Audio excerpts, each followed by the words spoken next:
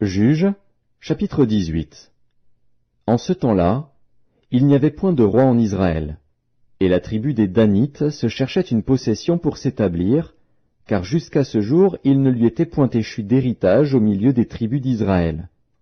Les fils de Dan prirent sur eux tous, parmi leurs familles, 5 hommes vaillants, qu'ils envoyèrent de Tsoréa et d'Eshtaol, pour explorer le pays et pour l'examiner. Ils leur dirent, « Allez, examinez le pays. » Ils arrivèrent dans la montagne d'Éphraïm jusqu'à la maison de Mika, et ils y passèrent la nuit. Comme ils étaient près de la maison de Mika, ils reconnurent la voix du jeune Lévite, s'approchèrent et lui dirent, « Qui t'a amené ici? Que fais-tu dans ce lieu? Et qu'as-tu ici? » Il leur répondit, « Mika fait pour moi telle et telle chose. Il me donne un salaire, et je lui sers de prêtre. » Ils lui dirent, « Consulte Dieu, afin que nous sachions si notre voyage aura du succès. » Et le prêtre leur répondit, « Allez en paix. Le voyage que vous faites est sous le regard de l'Éternel. » Les 5 hommes partirent, et ils arrivèrent à Laïs. Ils virent le peuple qui y était vivant en sécurité à la manière des Sidoniens, tranquille et sans inquiétude. Il n'y avait dans le pays personne qui leur fît le moindre outrage en dominant sur eux. Ils étaient éloignés des Sidoniens, et ils n'avaient pas de liaison avec d'autres hommes. Ils revinrent auprès de leurs frères à Tsoréa et Eshtaol, et leurs frères leur dirent, « Quelle nouvelle apportez-vous? » « Allons, répondirent-ils, montons contre eux, car nous avons vu le pays, et voici, il est très bon. »« Quoi? Vous restez sans rien dire? Ne soyez point paresseux à vous mettre en marche pour aller prendre possession de ce pays. Quand vous y entrerez, vous arriverez vers un peuple en sécurité. Le pays est vaste, et Dieu l'a livré entre vos mains. C'est un lieu où rien ne manque de tout ce qui est sur la terre. » 600 hommes de la famille de Dan partirent de Tsoréa et d'Eshtaol, munis de leurs armes de guerre. Ils montèrent et campèrent à Kirjat-Jéarim en Juda. C'est pourquoi ce lieu, qui est derrière Kirjat-Jéarim, a été appelé jusqu'à ce jour Makhané-Dan. Ils passèrent de là dans la montagne d'Éphraïm, et ils arrivèrent jusqu'à la maison de Mika.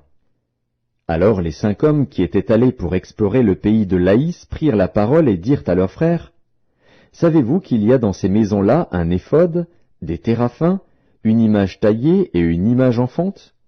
Voyez maintenant ce que vous avez à faire. » Ils s'approchèrent de là, entrèrent dans la maison du jeune Lévite, dans la maison de Mika, et lui demandèrent comment il se portait.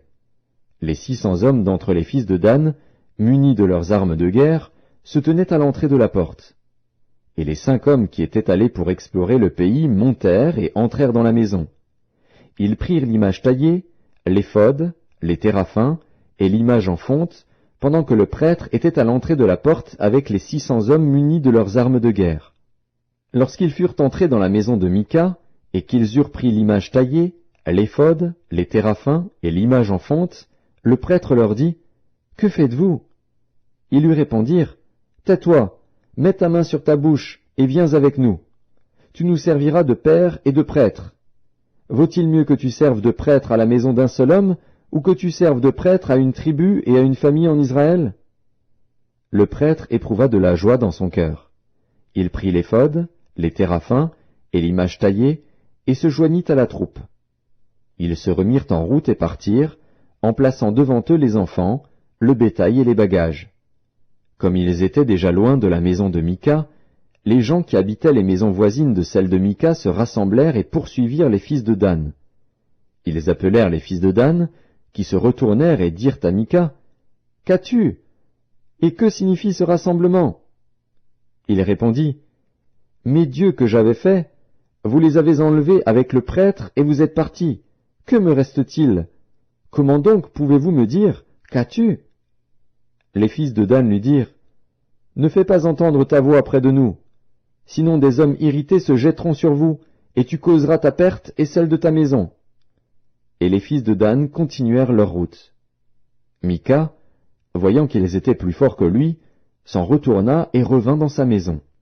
Ils enlevèrent ainsi ce qu'avait fait Mika et emmenèrent le prêtre qui était à son service, et ils tombèrent sur Laïs, sur un peuple tranquille et en sécurité. Ils le passèrent au fil de l'épée, et ils brûlèrent la ville. Personne ne la délivra, car elle était éloignée de Sidon, et ses habitants n'avaient pas de liaison avec d'autres hommes. Elle était dans la vallée qui s'étend vers Beth-Rehob. Les fils de Dan rebâtirent la ville et y habitèrent.